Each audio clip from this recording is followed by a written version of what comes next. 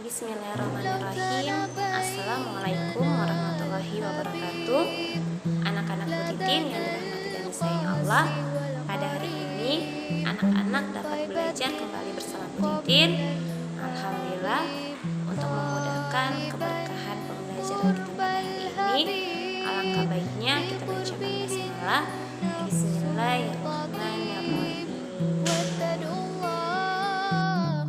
Pada hari ini, tujuan pembelajaran kita adalah siswa dapat menjelaskan sistem tanam paksa kolonial Belanda secara benar. Sistem tanam paksa ataupun dinamakan culture stelsel dalam pemerintahan kolonial Belanda yang dipimpin oleh Van den Bosch pada tahun 1830 sampai pada tahun 1834. Sistem tanam paksa merupakan sistem yang memaksa rakyat untuk menanam komoditas tertentu dengan peraturan tertentu, yaitu sistem yang memaksa rakyat untuk menanam tanaman yang laku di pasaran dunia dengan harga yang ditetapkan oleh pemerintahan kolonial Belanda. Berikut ini adalah tanaman yang wajib ditanam ketika pada masa sistem tanam paksa. Di antaranya ada kopi, tebu, dan nila. Dan ada beberapa tanaman pilihan seperti tembakau, pala, cengkeh, lada, teh, dan kayu manis. Dalam pelaksanaan sistem tanam paksa yang dipimpin oleh pemerintahan kolonial Belanda, banyak sekali penyimpangan dalam pelaksanaan tanam paksa tersebut. Di antaranya yaitu jatah tanah yang ditanami tanaman ekspor melebihi 1/5 tanah garapan, terutama jika tanahnya subur. Rakyat yang tidak memiliki tanah harus bekerja melebihi 1/5 tahun. Kegagalan panen tanaman wajib menjadi tanggung jawab rakyat ataupun petani. Rakyat lebih banyak mencurahkan perhatian, tenaga, dan waktunya untuk tanaman ekspor sehingga tidak sempat mengerjakan sawah dan ladang sendiri. Waktu pelaksanaan tanam paksa melebihi waktu tanam padi selama 3 bulan karena tanaman perkebunan memerlukan perawatan terus-menerus. Dan yang terakhir, setiap kelebihan hasil panen dari jumlah pajak yang harus dibayarkan kembali kepada rakyat ternyata tidak dikembalikan kepada rakyat. Dalam sistem pelaksanaan tanam paksa memiliki dampak ataupun akibat bagi rakyat Indonesia maupun bagi pemerintah kolonial Belanda. Akibat tanam paksa bagi rakyat Indonesia yang pertama, banyak tanah terbengkalai yang menyebabkan gagal panen. Yang kedua, rakyat semakin menderita. Yang ketiga, wabah penyakit merajalela. Yang keempat, bahaya kelaparan di Cirebon yang memaksa rakyat mengungsi ke daerah lain.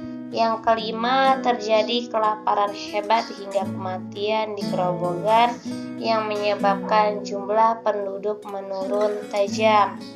Akibat tanam paksa bagi pemerintahan kolonial Belanda diantaranya, yang pertama dapat mengisi kembali kas negara Belanda sehingga perekonomian dan perdagangan Belanda meningkat pesat. Yang kedua, Van den Bosch dianugerahi gelar Graaf oleh Raja Belanda pada tanggal 25 Desember tahun 1839. Penyimpangan yang terjadi pada pelaksanaan tanam paksa menghadirkan penentangan baik dari rakyat Indonesia maupun dari tokoh-tokoh Belanda. Salah satunya adalah Edward Louis Dekker. Nah, Edward Louis Dekker yang mempunyai nama samaran Multatuli mengarang buku Max Havelaar yang berisi ajuan tuntutan kepada pemerintah Belanda untuk balas budi kepada rakyat Indonesia. Hal ini dinamakan politik etis ataupun politik balas budi, yang isinya ada 3. Yang pertama edukasi, yaitu memperluas bidang pengajaran dan pendidikan. Yang kedua irigasi, yaitu membangun dan memperbaiki saluran pengairan untuk pertanian. Yang ketiga transmigrasi, yaitu memindahkan penduduk dari daerah yang padat ke daerah yang jarang penduduknya. Alhamdulillah, sampai di sini materi yang telah Bu Titin sampaikan terkait tentang sistem tanam paksa pemerintahan kolonial Belanda. Nah, anak-anak bisa baca kembali teks bacaan yang sudah Bu Titin buat di lembar LKS. Setelah itu, silahkan anak-anak jawab pertanyaannya. Nomor 1, apa yang dimaksud dengan tanam paksa? Yang kedua, siapakah yang menentang tanam paksa? Yang ketiga, di manakah tanam paksa itu dilaksanakan? Yang keempat, bagaimana tanam paksa itu dilaksanakan? 5, apa akibat dari tanam paksa tersebut? Dan yang terakhir, siapa yang menentang tanam paksa tersebut? Alhamdulillah, demikianlah penjelasan yang telah Bu Titin sampaikan pada hari ini. Semoga anak-anak dapat memahami bagaimana sistem tanam paksa pada masa pemerintahan kolonial Belanda. Jazakillah khair buat anak-anak semuanya yang telah mendengarkan dan menyimak secara benar dan teliti video pembelajaran yang telah Bu Titin sampaikan. Kita tutup dengan lafaz hamdalah. Alhamdulillahirabbil alamin. Assalamualaikum warahmatullahi wabarakatuh.